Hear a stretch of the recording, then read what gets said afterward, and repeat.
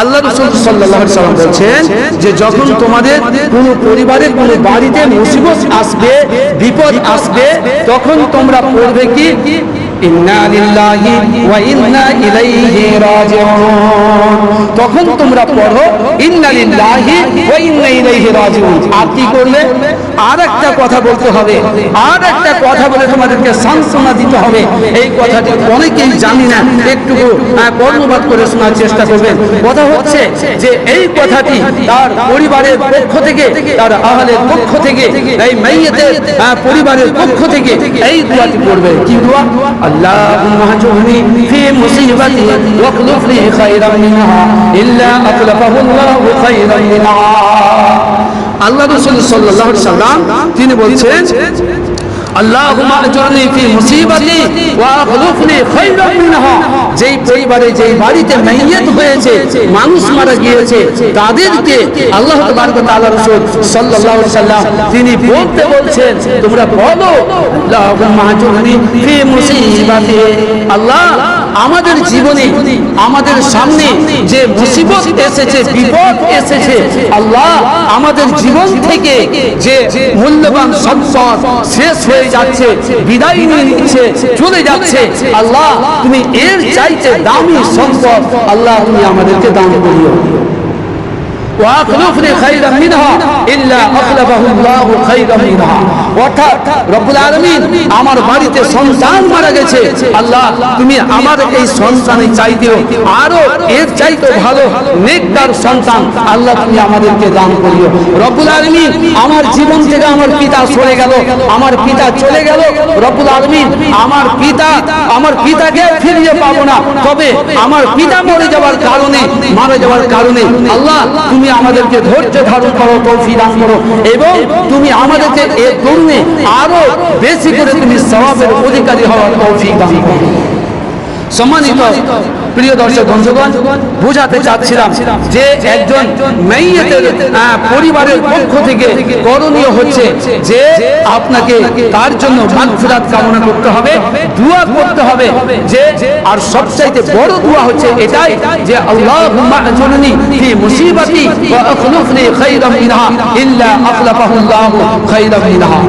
অর্থাৎ এই দোয়াটি আল্লাহ রাসূল সাল্লাল্লাহু আলাইহি ওয়াসাল্লাম কখন বলেছিলেন এ মর্মে একটা ইতিহাস রয়েছে, যেহেতু সবাই শেষের দিকে ছোট্ট দু একটি কথা বলে আজকে আমি সংক্ষিপ্তভাবে এই কথাটি বলে আজকে আলোচনা শেষ করে দিচ্ছি ইনশাআল্লাহ।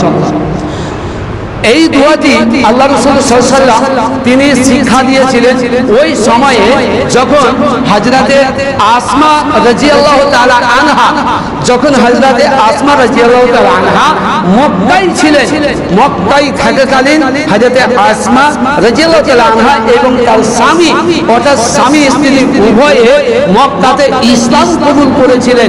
ইসলাম কবুল করার পরে যখন রাসূলুল্লাহ সাল্লাল্লাহু আলাইহি ওয়াসাল্লাম মক্কা থেকে মদিনা চলে গেলেন, তো মদিনা রাসূলুল্লাহ সাল্লাল্লাহু আলাইহি ওয়াসাল্লাম যাওয়ার পরে হযরতে আসমা রাদিয়াল্লাহু তাআলা আনহা স্বামী তিনিও মদিনায় পাড়ি দিলেন, মদিনা সফর করলেন, মদিনা চলে গেলেন।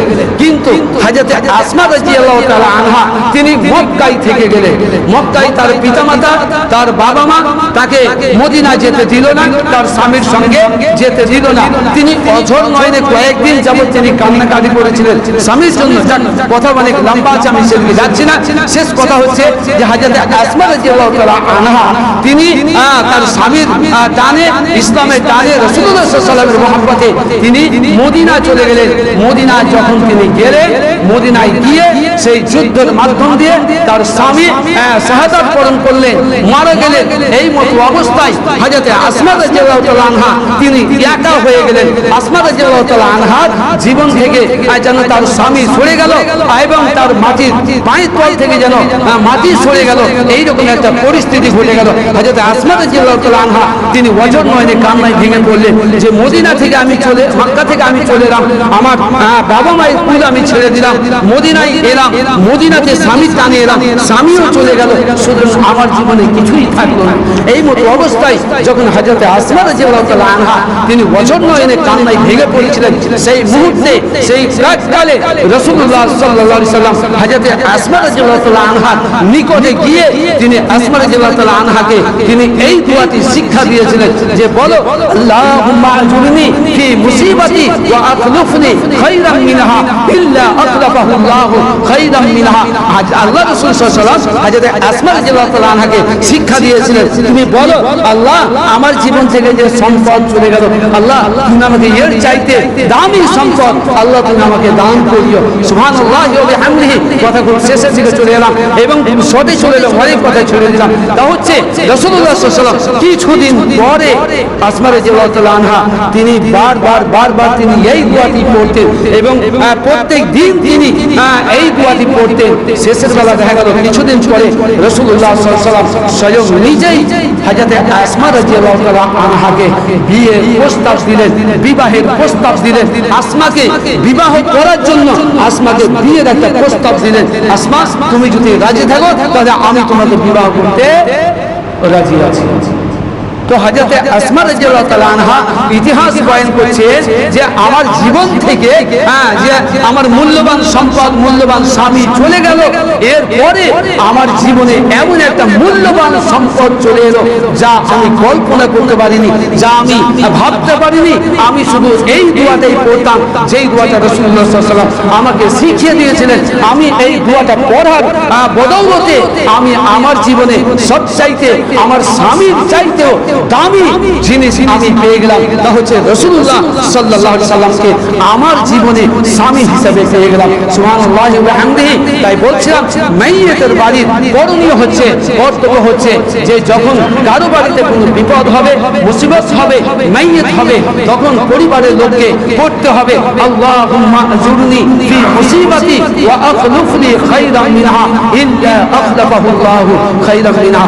সম্মানিত দিনী ভাই সকল, কথা খুব তাড়াতাড়ি বলতে গিয়ে হয়তোবা অনেক কথা ছেড়ে দিলাম, অনেক কথা ভুলে গেলাম, অনেক কথা হয়তো বলতে গিয়ে হয়তো বাড়াবাড়ি হয়ে যেতে পারে। যাই হোক, আমার শেষ কথা হচ্ছে যে প্রত্যেকের প্রতি রিকোয়েস্ট যে আমরা যখন আমাদের কারো বাড়িতে কোনো মাইয়িত হবে অন্তত যদি পুরুষ মারা যায় একটাও মহিলা যেন সেই বাড়িতে মাইয়িতকে দেখার উদ্দেশ্যে যেন প্রবেশ না করে। এটা আপনাদেরকে চূড়ান্তভাবে পদক্ষেপ নিতে হবে এবং কোনো পরিবারে যদি কোনো মেয়ে ছেলে মারা যায় তাহলে একটিও পুরুষের দেখার কোনো অধিকার নেই।